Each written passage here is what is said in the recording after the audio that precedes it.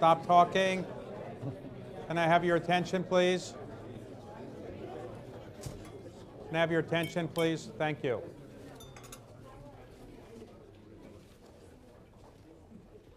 Okay, so we close the doors and everybody can come in. We're going to start. So welcome, everybody. This is another in a series of our CEO series at Council on Foreign Relations, and today our topic is going to be energy, the future of energy, and we have some very distinguished guests. And the way we're going to proceed is that we'll have a conversation among us, and then we will, at about 1:30, it's about 1 o'clock now, we will invite questions from our members here, and there are possible member questions that might come in from people who are listening around the world who might send questions as well. So there'll be an opportunity, I hope, for as many of you as possible to speak and to answer, have your questions answered. So for the record purposes, I am David Rubenstein. I'm Vice Chairman of the Council on Foreign Relations, and our Chairman Emeritus just came in, Pete Peterson. Thank you very much, Pete, for coming. And I have on my immediate left an energy expert, Paolo Scaroni, who is the CEO of ENI, which is one of the largest energy companies in the world, the market value of about $84 billion.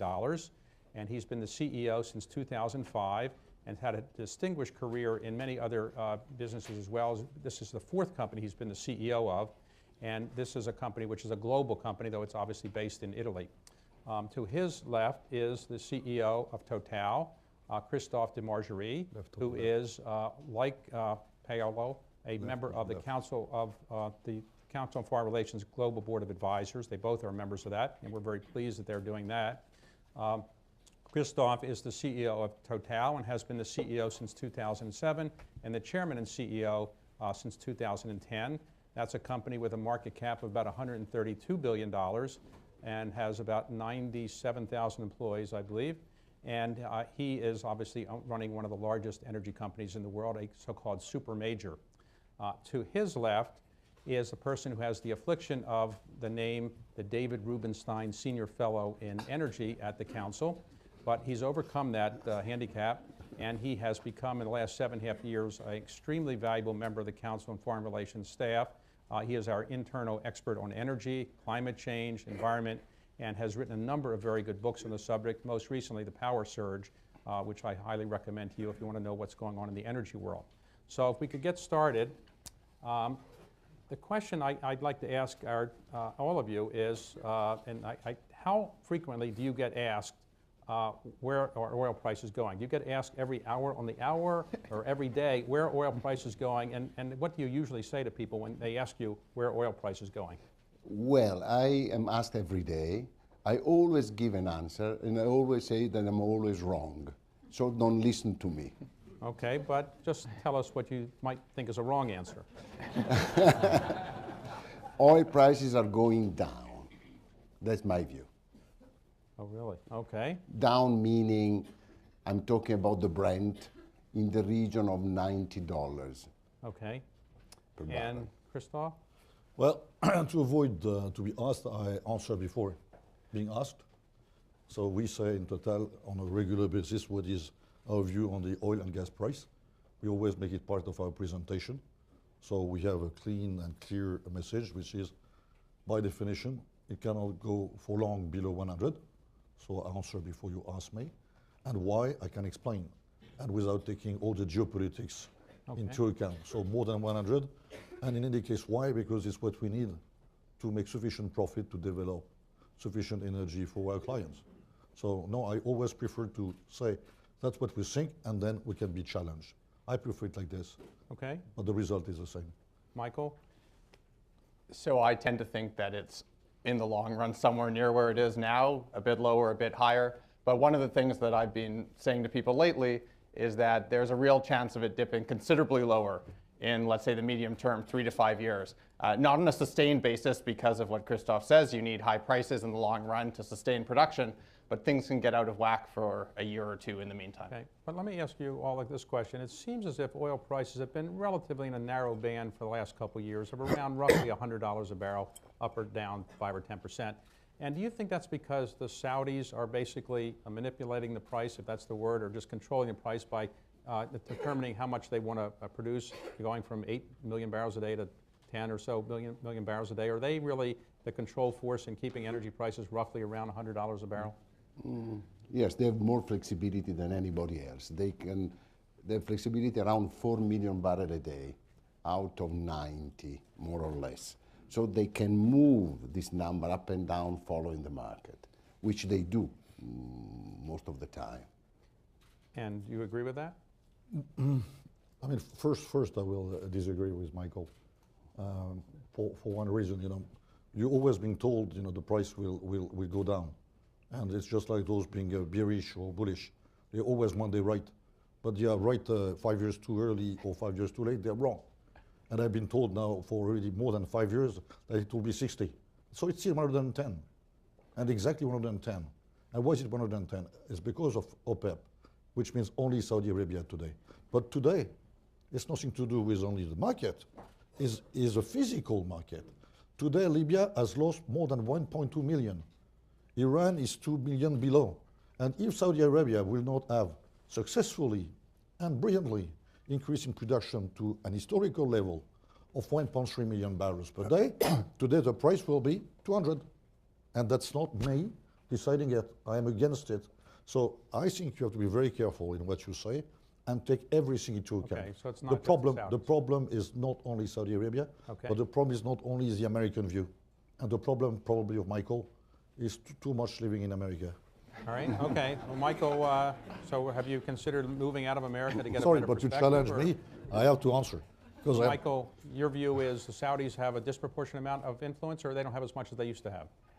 I think they still have influence, but not as much as they used to. They have similar levels of spare capacity to what they did some time ago, but we have a much larger world oil market. I think that they're able to move oil on or off up to a degree to stabilize the market, but they've been operating in a world where there have been offsetting changes. We've had surprisingly low production from Libya, surprisingly low production or exports from Iran, disruptions elsewhere in the world, but offset by surprisingly high production from North America and from the United States in particular. And so Saudi Arabia has had to manage that sort of residual net impact. All right, so the big story in energy in the last couple of years has not been the story that it was in the 1970s or 80s, which is the United States is energy dependent on OPEC and Saudi Arabia in particular, and oil prices are going to skyrocket and so forth. The big story has been that we are going to be energy independent, so-called, and we have the shale revolution, so-called. So to what extent do you think that shale revolution in gas and oil has changed the dynamic in global energy, and do you think that's for good or bad?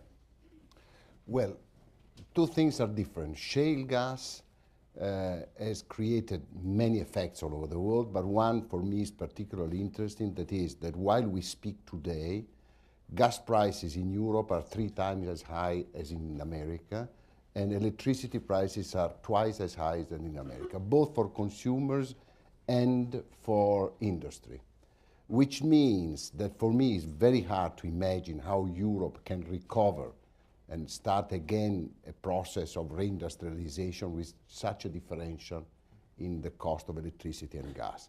This is going to be a major issue for Europeans, and I don't know what is the answer, or I have a few answers, but that's the first problem. Now, on shale oil, two things. First of all, it has just started, the production of shale oil. It is not yet a significant number. And in any case, shale oil is going to be expensive, not cheap. That is, if oil prices will go to, I don't know, $70, shale oil will be hardly competitive. So it needs to have relatively high prices in order to be exploited, which gives a limit to the amount of shale oil which is going to can be do you think the world is better off or worse off if the United States is so-called energy independent? Or well, Europe is worse off as far as industrial competitiveness is concerned, no doubt about that, and Japan as well.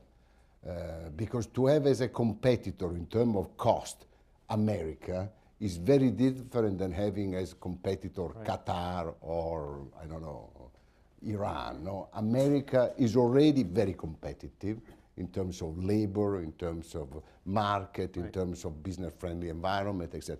If on top of that you add a huge differential in energy, I hardly can imagine any body making an energy-intensive investment in Europe. Okay.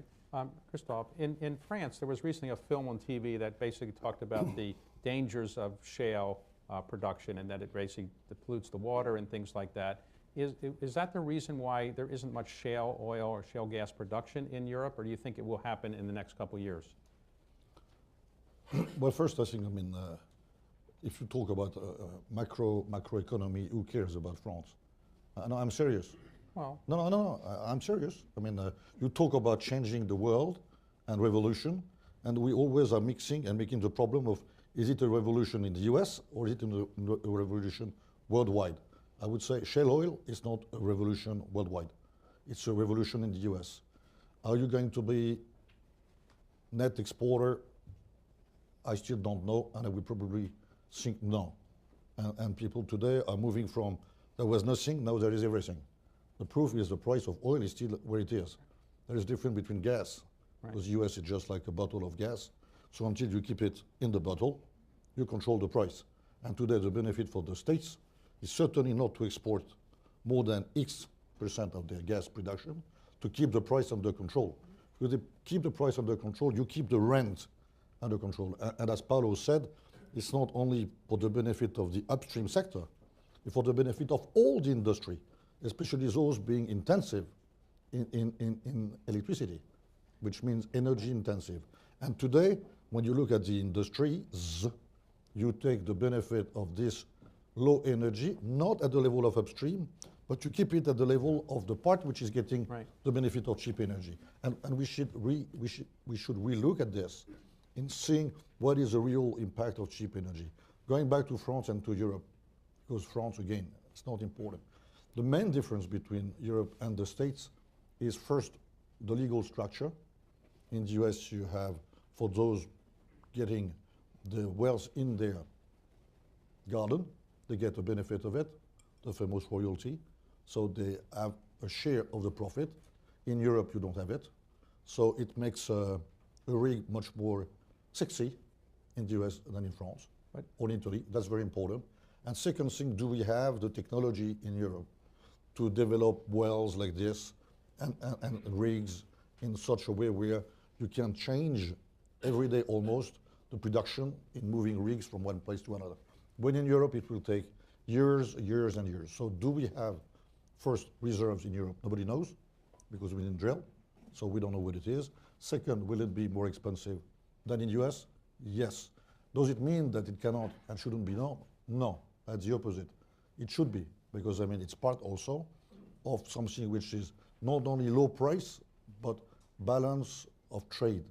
And I think people are mixing everything. Today, when you talk about gas in the US, the benefit is cheap energy and, of course, balance of trade. When you talk about oil, it's only balance of trade, because the price of oil is still the same. So if you want to buy oil today in the US, you will not pay cheaper because you produce it in the US. But at the state level, you will have an improvement in your trade balance deficit, which means today reduced it. But just a small word for Michael about Saudi Arabia. Okay. Do you know the problem in the US? You will be producing always a maximum. Yes. So you will not have spare capacity. And what you don't like, your consumers, you don't like ups and downs. And I can tell you the day there will be no more OPEP. Believe me or not, you will suffer. You will suffer of instability. And then you will scream, or where is Saudi Arabia? I think you're absolutely right. I'm not a supporter. Huh? Oh, okay. No, I think you're absolutely right about this. So we're coming up in a week on the 40th anniversary of the 1973 oil crisis.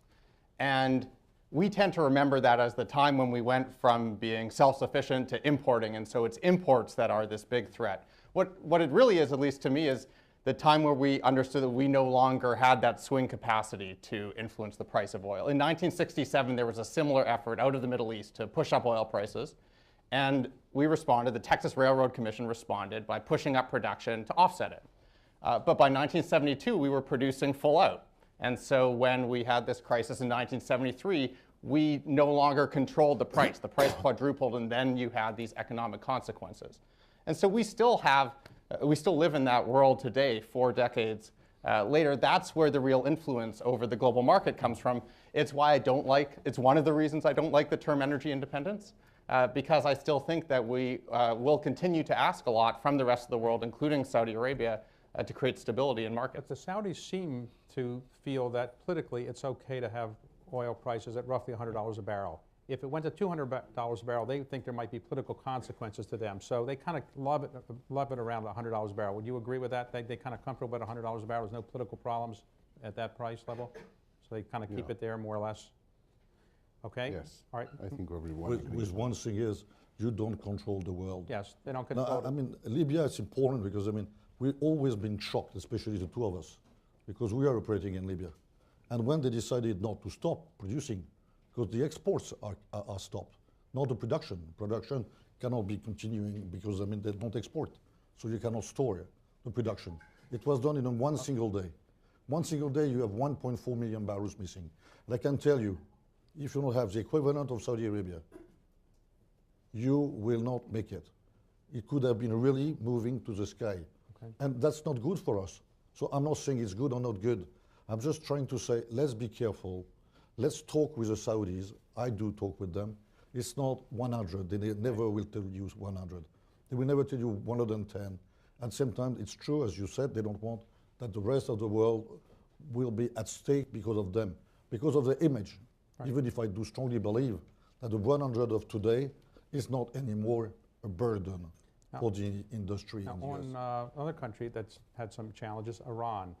Is Iran producing oil and kind of shipping it in ways they're not supposed to? Are people buying it, or is it they're just not producing it? And that's it is producing. They're producing. It is producing. How is it getting to out? China, it's shipping to India, it's shipping to many other countries. They are countries that have exemptions from the various no, exemptions. Constraints. They always said no to the embargo from day one. Right. So it is a cheaper oil because it has a discount for this reason, but they continue to produce. Now, of course, Iran could produce much more of what is producing today. I think today is producing less than 2 million, no more or less. Right. Can be producing 4.5 million, probably even 5 or 6. And for the time being, this production is missing. Iraq could produce much more of what it is producing today. Okay. So there is a lot of potential capacity around. Right, Michael, in the United States, we predicted in the 1970s and 80s that we were going to be dependent on foreign oil and so forth, and we missed the shale revolution.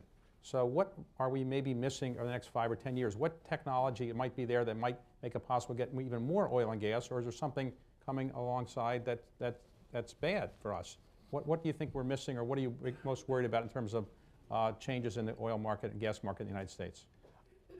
So I wouldn't put this in the category of worries, but I think that as we look at big technologies that could have widespread consequences over the next, let's say, decade or two, I would look in two places. On the production side, and this is at the far end of the 2-decade period, methane hydrates, and I'd be very curious about what other Explain panelists what that think. is to everybody. So methane hydrates are an extraordinarily vast store of natural gas that are in a form that we haven't been able to commercially produce to date.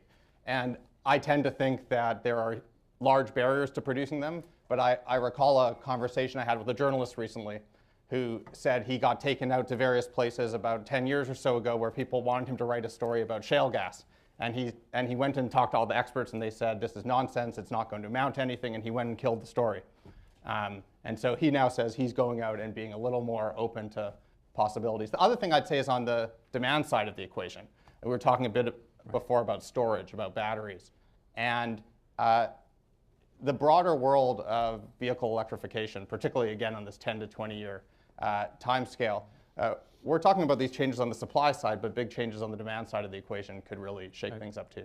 So let me ask you, each of you, if you were to leave your company tomorrow, which you're not going to do, and somebody gave you $1 billion to invest, and you wanted to make a large amount of money with that $1 billion, where would you invest it in the energy world? Well, no, it depends on the amount of risk we want to run. Now, if we want to do a risky investment, I will bet all my money on batteries. I'm convinced that the future of renewables depend on the future of storing electricity, which we are not capable to do today, at least in considerable amount. And therefore, renewables and batteries go together. The renewables are progressing, the batteries not enough. That's one thing. Now, if I wanted to make a more safe investment, I would bet, particularly in the US, on transportation, trucks, cars, ships, moving from oil into gas, into natural gas. A molecule, let's say in terms of calories, a calorie coming from gas in the US costs 20% a calorie coming from oil. Since in fact we buy calories, if we can move transportation from gas to oil, it will be a phenomenal saving, and it's relatively easy. Technology is there, nothing to be invented. It is there. It's only a problem how to implement it. So, all right, Christophe, where would you invest your $1 billion? Yeah, I was listening. In any shares, Yeah, probably. agree. This would be the best. But by the way, I mean it. But we'll come back to it. I mean, I agree on batteries, etc. But it all depends on when you say, why would you invest? Would you invest for R&D? Would you invest for quick return? Not only talking about risk, or do you have really to take a long-term sustainable position to say, I am one of those in the planet who needs to be doing things for the very long term, even in the short term, it will not bring real quick money and return. Then I would say battery, I agree, except that I disagree on, will it give you quick return? No. No. And especially at a time where we all are told about cash flow per share. It's not anymore profit per share now. It's cash flow per share. You know, it's a drama, I mean, this world, because I mean, it's 3 years' time in front of us. So going back to this, I would say but I cannot say it, so I would say it's a company starting by T and ending by L. And I would say, can you find a share, AA, pure AA, giving a yield of close to 6%, and you can have only an upside on the share value, which means today you buy bonds, which are, for instance, I was looking at this newspaper, Spain, do you know what Spain is on 10 years? 4.8. Well, we give 6 for AA, plus a share. Well, that's all. So I'm just thinking of, depending on what you want, I still think today the market is very strange because it doesn't take any benefit of long term. It wants to take benefit of very short term. In other words, your stock is undervalued. Well, just like he and I. Right, okay. And all of us, but that was not the message. The message was short term versus long term, much more than risk and no risk. And I think a company like us, because we also are investing, not as individual. I mean, as investors, we need to invest in long term, including some things which are being raised by Michael, for just being part of the energy world, and not only oil and gas. Michael, speaking not only of oil and gas, are we going to have more nuclear power in the United States 20 years from now or less? Probably roughly the same, but if I had to bet, I would actually say a bit less rather than a bit more.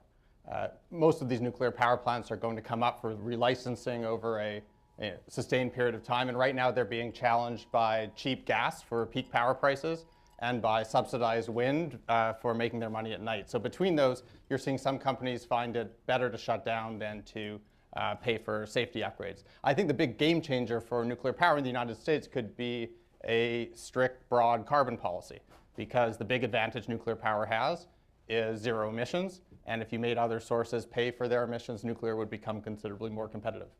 All right, there's a theory that you might get to heaven more quickly if you use renewable energy. But it hasn't been all that economically attractive to people. Do you think we'll have a higher percentage of renewable energy in 5 or 10 years than we do today, or do you think a lower percentage because oil and gas are pretty plentiful and pretty cheap? Where? Well, let's say in Europe or the United States.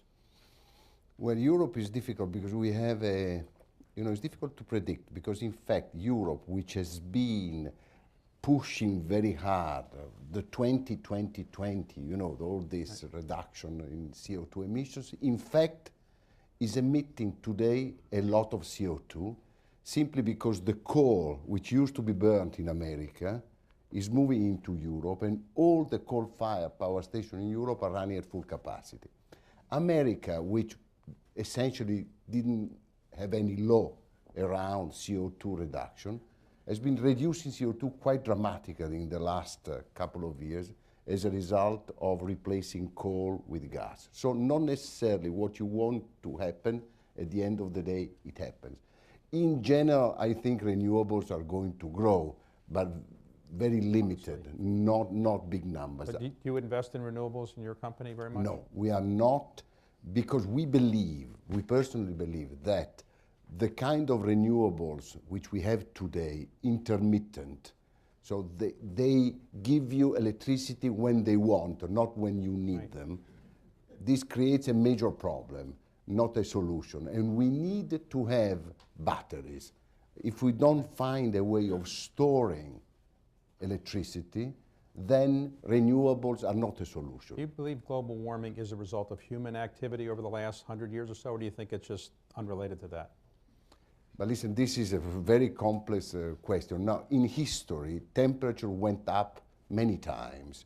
I've been reading that at the time of Dante Alighieri, you might not know who is Dante Alighieri, but he's a famous Italian poet, was 1200.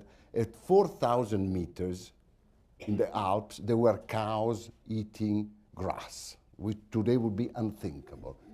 Having said that, what makes this temperature hike new, totally new, is the rapidity, the speed in which temperature is moving up.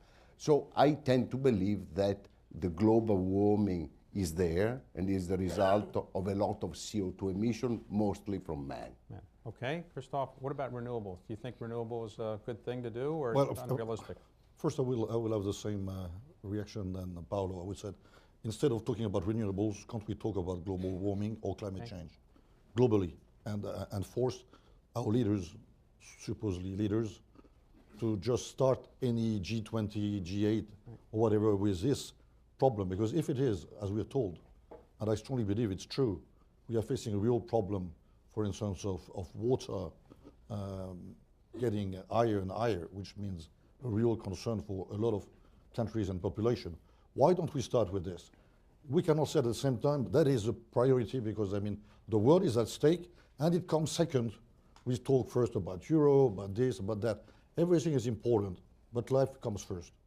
And I'm surprised that we cannot open the debate, except in being, as you said, okay, what do we do about our coal? We sell it to the German, but Germany is not in the US, donc they will be responsible for the emissions. I'm really thinking that it needs to be put on the table as what do we do with all sources of energies, not only with renewables. Who cares about renewables? We care about energy and life. Okay. Now, if with renewable, we can really do something better, which I think we can, even if, as Paolo said, it's small. Let's do it. And as for Total, is it important to be part in this reflection, vision of the long term, in saying, where's our money, because we are maybe a little bit richer. But I mean, our shareholders, they don't like, we spend money for nothing. But we tell them, yes, with solar, especially the one we've acquired, Silicon Valley, the most, I would say, advanced technology in the world, in the Silicon Valley, we spent $1 billion. Our capital employed are 140. It's one out of. And today the share value was 23, it went back to 4, it's now 28.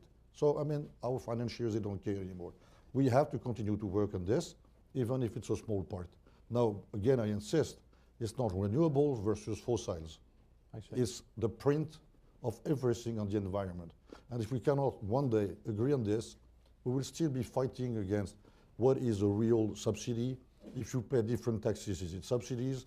If you are able to sell your electricity, which is coming from renewables, and with a priority, it is subsidies. Can't we agree on words? Today, the answer is no.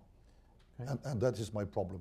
It's not renewables. Michael, is there anything that humans today can do that will improve the global warming situation while we're alive? In other words, I know maybe in 100 years from now, but for people today, is there anything we can do today that we will actually see the benefit of while we're still alive? Yes, but it's not an alternative to taking actions that will play out over the longer term. Look, carbon dioxide stays in the atmosphere for a long time. The global climate system has a lot of inertia, and so that means that cutting CO2 emissions today has impacts that play out over a very long time scale. But there are other greenhouse gases and other heat-trapping materials that don't stay in the atmosphere as long. Methane is one example. Black carbon, so soot essentially, is another example. And if you reduce your emissions of those, you cut down that trapping of heat, much more quickly. And by the way, some of these things we do that create emissions of these short-lived forcers, is the sort of technical term for it, also are terrible for human health. So black carbon is produced by using inefficient cook stoves around the world. They kill people from air pollution, indoor air pollution, and at the same time heat the planet and drive climate change. So we can tackle those things with a nearer term impact, but they're not a substitute for tackling the carbon dioxide emissions. You can't sort of delay the effort on carbon emissions just by taking these other steps. Does the United States really need the Keystone Pipeline, or is it really superfluous? What would you say? Listen, I will not answer this question. Okay, all right, you won't answer. Does the United States need the Keystone Pipeline, or is it just not necessary? Canada needs it, Canada needs it, okay? and we are in Canada. All right, Michael, is it going to get done? Is the Keystone Pipeline going to be approved by the president or not? I gave up my prediction license in 2011 All right, so after I was wrong. Do we need it?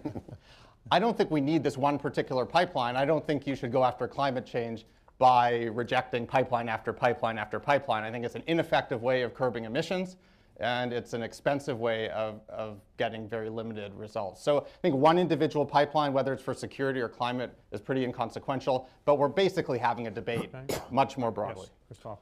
Just because, I mean, we need it, I add a little bit of geopolitics, and that's a relationship between Canada and the US.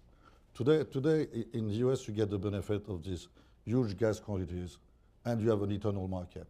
The problem is today, Canada cannot sell any more its gas to the US because you don't need it anymore. Second, they need that Keystone pipe because they need it to export their crude. Everybody knows it. There will be a time where Canada will feel frustrated of the way they are treated by their former best ally, who has got the benefit of their gas for so many years.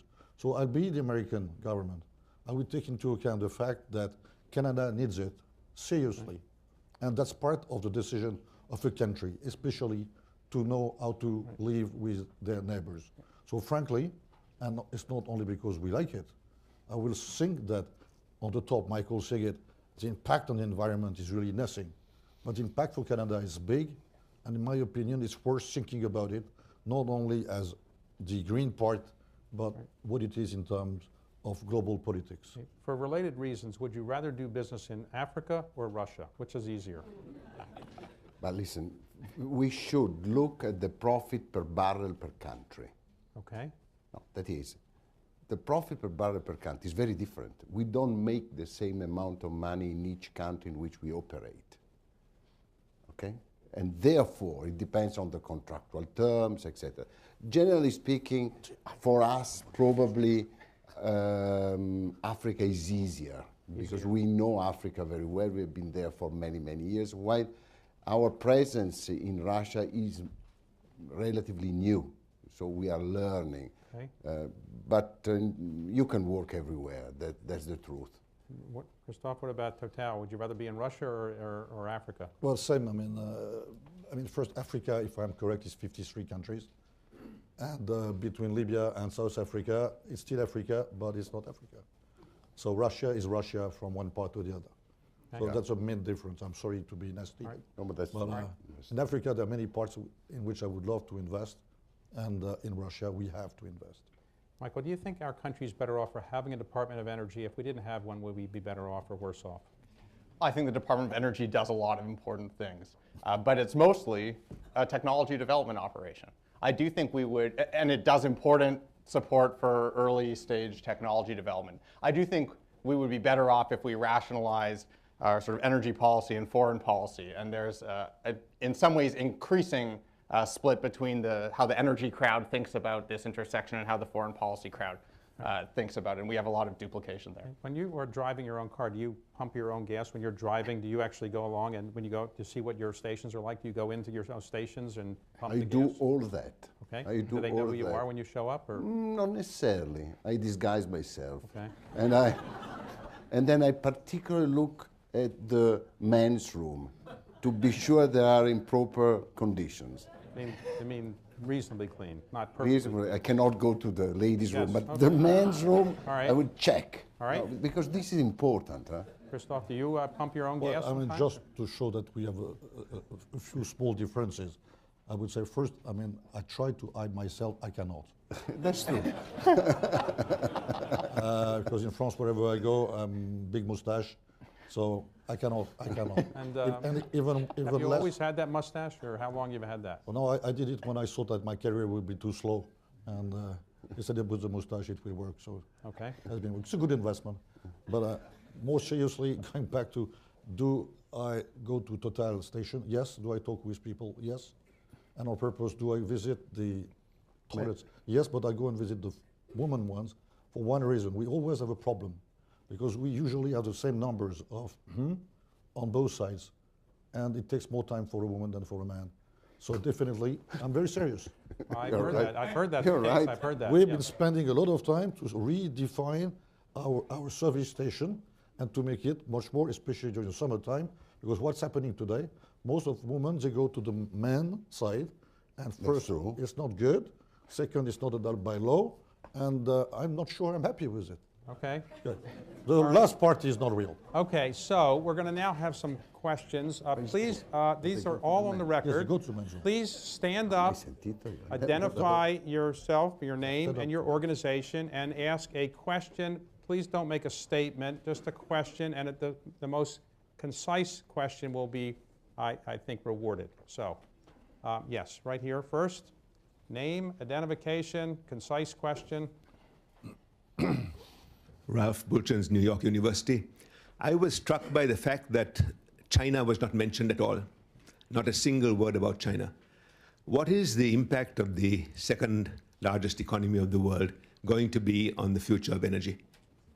You want me to try to answer Yes, go this ahead. question? Now, we could say many things about China, of course, in energy terms, but let me just say one thing. Chinese want to replace coal with gas, but they will never do it if they don't find gas domestically at, say, 70% of their needs. So the idea that China will repeat what Europe did, that is to depend from imports for 70% or 60% of their needs, for me is unthinkable. Now, in order to do that, they explore for shale gas, and in our view, it is a very promising area, shale gas in China. They also look for conventional gas, and they say, in terms of oil, I don't think China will ever be a very promising country. So they continue to invest outside of China to make sure that the resources they need are property of the larger Chinese companies, particularly in Africa. Okay, another comment on China? Would you agree, Christophe? Yeah. Very quick to add, but it's not in opposition, it's the opposite. Is first, and that goes to Michael's point on environment and environment. Environment for health, environment for global warming. Even if, thanks God, there is a link between the two, and when you fight the environment for health, you also have a positive impact on the global warming, being CO2 or other sources of gases. And today in China, they are really threatened by what's happening in terms of health, being in Beijing or elsewhere. So it's not global warming here, it's health. Can they continue with coal? No. Do they have to find a solution for coal? Yes, they are not stupid. And you know, we always say they don't care about human life. No, China is changing, and thanks God for the good. So what we can say on the top of what has been said, we see Chinese are very good partners for Total outside of China. So they know they don't have the same technology. They know that often they are not so much liked they would like it to be, especially in Africa, that to have Total as their partner in Africa, operating for them and having access to the crude, that's also a nice way to, I would say, combine being more efficient, cleaner, and bring them in a world where they have to accept that the code of conduct are different. We also didn't mention the Arctic. I'm just curious, do any of you really think that the oil and the gas there, supposedly a very large amount of undiscovered oil and gas in the Arctic, is that really worth the money to go get in our lifetime, or is it too hard to get? No, we are investing a lot in the Arctic, particularly the Barents Sea, both on the Norwegian and on the Russian side. We are investing billions in exploration over there. Okay.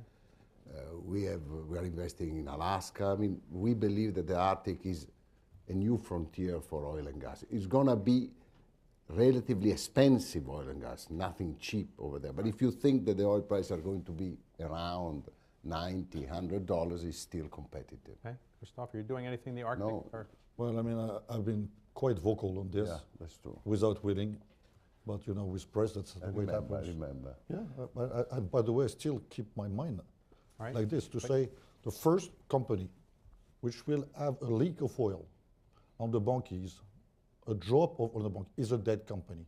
And I have shareholders, and I think win-win is important. You cannot do anything because it exists, and we know that even with the best technology, we cannot say.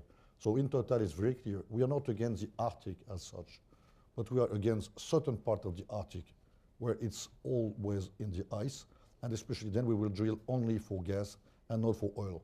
And I am adamant to say this, and I don't want this to happen like it happened to another company, which we not mention, but which face huge problem because of this problem in the Arctic Sea.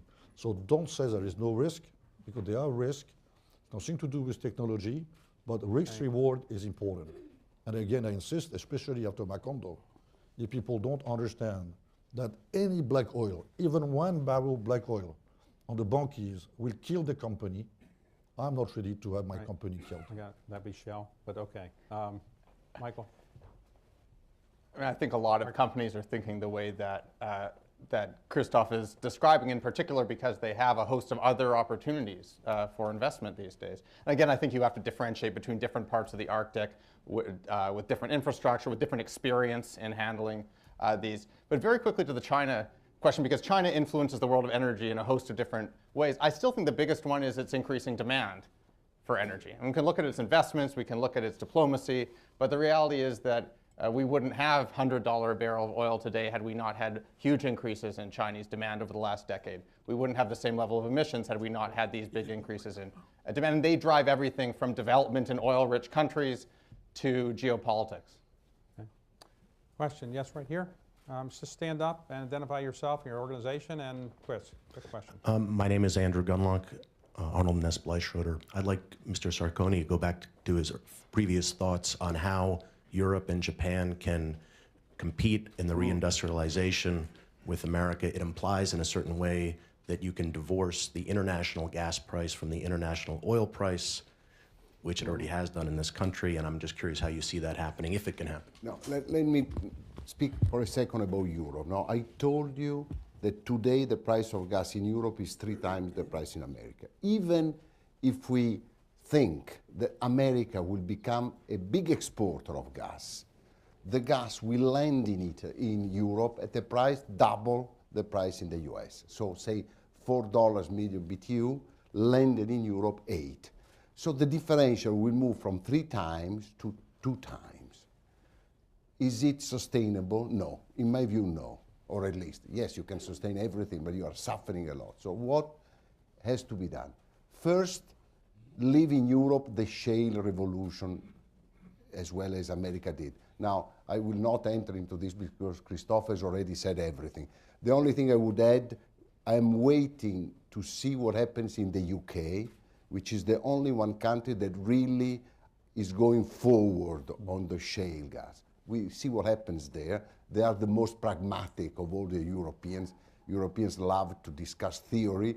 Brits like to do practice. So let's see what happens there. Now, if either we don't have shale gas in Europe or we cannot exploit it, the only thing I'm looking very much forward, so 20 years from now, is to think that our Texas will be Russia.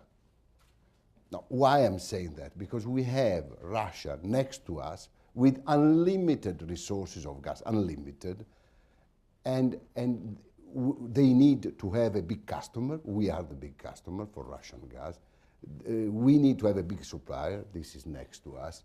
Russia and Europe have a long history together, and there are lots of synergies between these 2 areas. Now, don't think about Putin. I'm not talking about that. I'm talking 20 years from now, just looking at where the resources are and where the consumption is. So there is a certain amount of a kind of force of gravity which will bring the 2 sides one close to the other. Otherwise, to imagine Europe living with such a differential in energy cost seems to me really quite dramatic. I think there is a real emergency from that point of view. So you think Putin will be gone in 20 years? Maybe. All right. Okay, right here.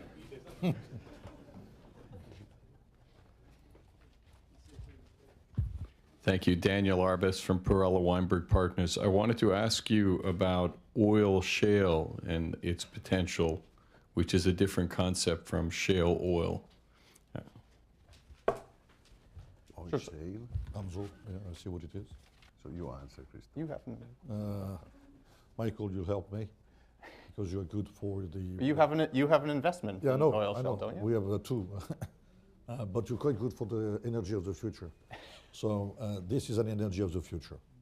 But today, when you see what is available in terms of shale oil, of shale gas, liquids coming from shale gas, and all of those things, definitely, and even if I am still favoring at least the way we continue to think about longer term, but it's true that for the short term, it's probable that it's not anymore as attractive as it could have been even recently.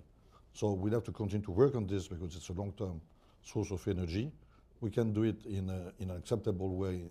I mean, the new treatment to produce this oil from the shale, but definitely what's happening today in the US is making the investment less attractive, at least in terms of timing. But you know, just like a lot of things, it takes the time and we keep it and we will see. So for those of you who aren't familiar with the technology, shale oils like shale gas, you use horizontal drilling and hydraulic fracturing to extract it. Oil shale is a rock that you have to somehow heat or apply chemicals to in some way in order to extract the oil. We haven't had commercial production from it. It's one of these things that's been the holy grail. I spoke to someone in the industry in Colorado. This is a resource as big as the Saudi resource in principle, though not necessarily economic. And I asked him about the sort of great rush for shale oil for oil shale after the first oil crisis, and then the bust. There was a bust in the early '80s when prices went down. I said, "How was that?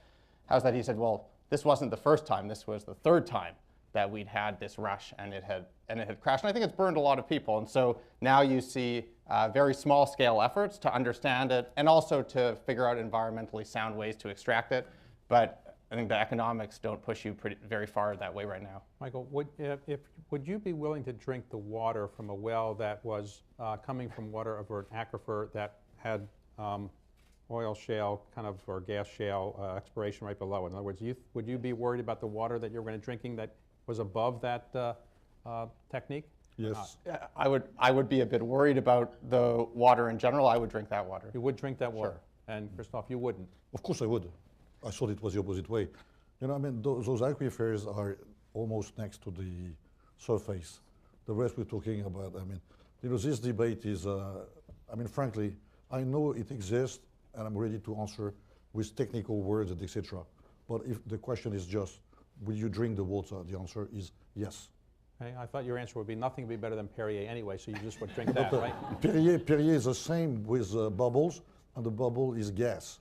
So Okay. without gas, you don't have It's Perrier. CO2, by the way. Okay, right here, question? I'm David Fenton of Fenton Communications, and I want to talk about what the Intergovernmental Panel. You want to ask a question? Yes, I do. Right, okay. I heard your admonition. All right. But you have to set up the question. Okay, go ahead. The Intergovernmental Panel on Climate Change a week and a half ago said that the world has a carbon budget that we can't burn past in order to keep the temperature from going beyond 2 degrees centigrade. And when you go beyond that, it keeps going, and it becomes very uncontrollable. So it's a serious physical limit. And at current rates of fossil fuel use, it's used up in 22 years. And by the way, for the financial people in the room, that translates into a financial bubble of $20 to $25 trillion in assets that cannot be used, that must be left in the ground. So my question is for you two very progressive European oil company directors, compared to ours, believe me, is how is this going to affect your business? How are you planning for the post-carbon bubble, post-carbon budget era? Well, again, I'm sorry, I might not answer to your question the way you like, but I mean, the way it has to be. Now, the problem is not, again, Europe or United States, or, you know, in France today, okay, if you are against nuclear, by definition, you cannot support what I'm going to say, but France is the country in Europe which is the country with the smallest print on the planet, because we don't have a lot of CO2 emissions, and on the top, even for other sources of gases. Everybody knows this. But today, as far as people willing to reduce the nuclear share, by definition, we will become less, quote unquote, clean. So, I mean, that's where I have a problem with all of those things. I mean, everybody is saying something and the opposite. It's antagonism based on not only culture, politics, and frankly, as a person in charge, I really sometimes feel myself a little bit lonely, sad, and desperate. But frankly, we talk about Africa, we talk about China, we talk about India, and we bring all of this to Europe and to the problem we have with the Greens and everything. And are we serious in this? We are not serious. And I'm sorry to say this, because if we were serious, we would tackle it, as you said, worldwide. And then we see what we can do. And then, being a European company, international company, I will not say, you know, I don't care because on our side we're clean. Say, no, we can participate and we have to participate. But let's have rules, not in terms of finance, even if we need to make profit, but in terms of what is it and why. And are we spending the money for the real things? And aren't we doing something totally stupid because it's spent money for nothing? And that's where I am really, really finding myself not in an easy situation, if you ask me. Because frankly, billions of dollars, we could do a lot. And when you tell this to people, and then you tell in China, okay, you want less coal, I understand. You want also freedom. So it means people, they have to move wherever they want to go, which means moving to the coast, moving to the big city. We all know that moving to big city means increasing the CO2 emissions. We all know this.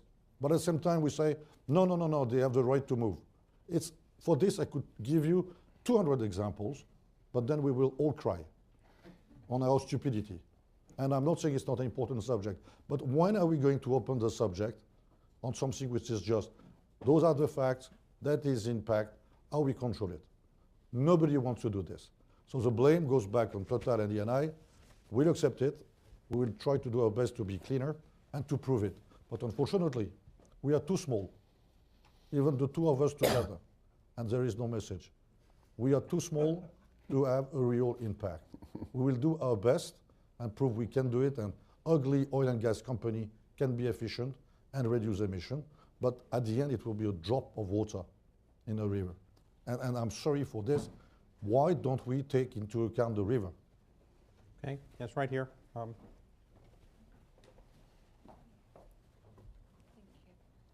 I'm Raghida Dargham with Al Hayah.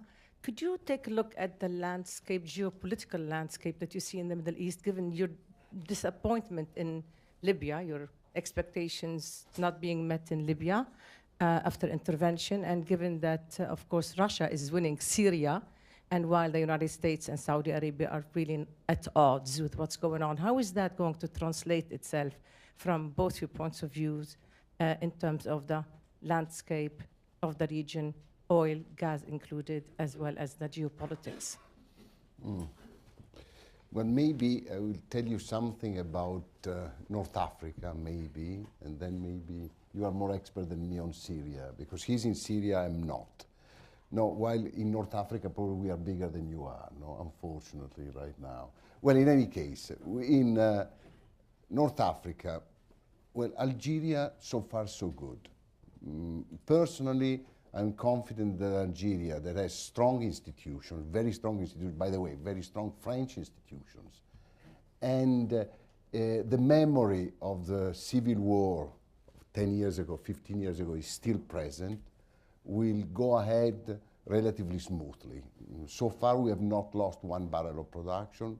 I wouldn't say everything fine, because I remember Isamenas, so, but I am optimistic. Now, on Egypt, yes, the impression is that there is a move towards old times in Egypt from a political point of view. But this seems to me heading towards stability. We have never lost 1 barrel of oil of production all along this period. We are the biggest producer of oil and gas in Egypt, which make me think that the people are aware that they need desperately to continue to produce oil and gas. Otherwise, the country which is already in trouble will become even more in trouble. Libya is the big issue. No? Libya is coming from 42 years of dictatorship, and I always remember that Mussolini was only 20. No, so twice the period of, it's a long period of time, and Gaddafi destroyed all the institutions of Libya. So before the Libyans can build again a country from scratch, it will take some time, and I'm expecting, let's say, trouble to continue, up and down, but I always make the conclusion that the Libyans are a very pacific population, because in a country where there is no army and every family has at least 2 or 3 weapons, the fact that the country is still relatively peaceful is a miracle, and at the end of the day, the reason of me being optimistic, apart from the fact that we produce almost 300,000 barrels of oil in Libya, so I have to be optimistic. But apart from that, I cannot believe that the Libyans who are wise will throw away the wealth they have. Because 5 million of Libyans in a large country with 3,000 kilometers of coasts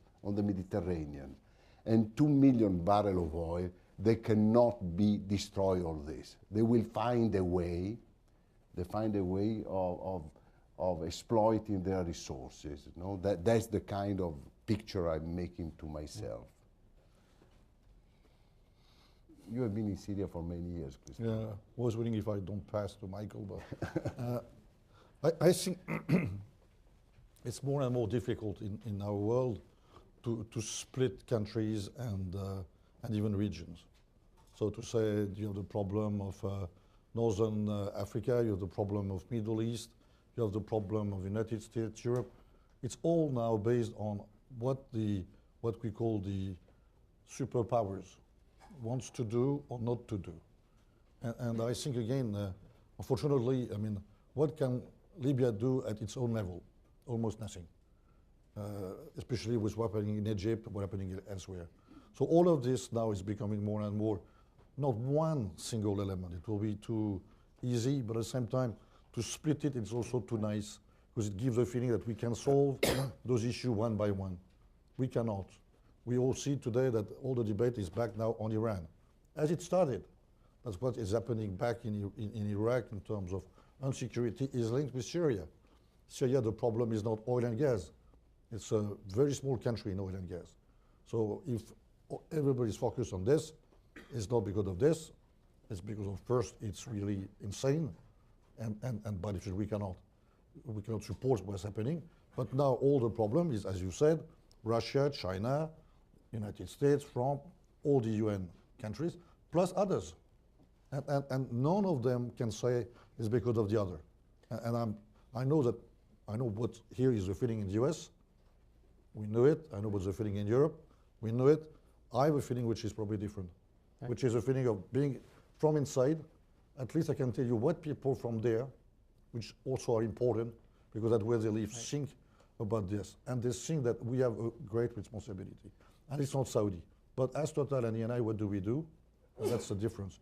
We continue to work in any of those countries where we have been present for so many years for the benefit, believe it or not, of the people who are there. We cannot leave. I will certainly not invest today in Libya if I will not be present, but being in Libya, we stay. That's a small difference. And at the end, if we cannot just make sure that all of our people, being national people or expatriates, are at stake, then we will leave, because that is our priority. But unfortunately, I don't think it's the same for you. I don't think that Total can tell to anybody, you should do this or you should do that. We don't have this right. No. A final question, we're out of time. Final question, as an Italian and a businessman, are you worried about the state of the Italian government? No, listen, let's say, I consider that stability of a government is a plus, is not a minus. So I think we have a government there to stay. Now, we have a government who's going to stay at least for a couple of years. Okay. So as a Frenchman, are you worried about, and a businessman, are you worried about the state of the French government? Yes. Okay. All right. And as an American, are you worried about the state of the American government? I think the laughter answers that question. All right. So Thank you all very much. I just want to remind everybody, thank you all. I want to thank our guests for a terrific performance. Wednesday we have a History Maker series, HBO History Maker series, Mo Ibrahim, and you're all invited to that. Thank you all very much.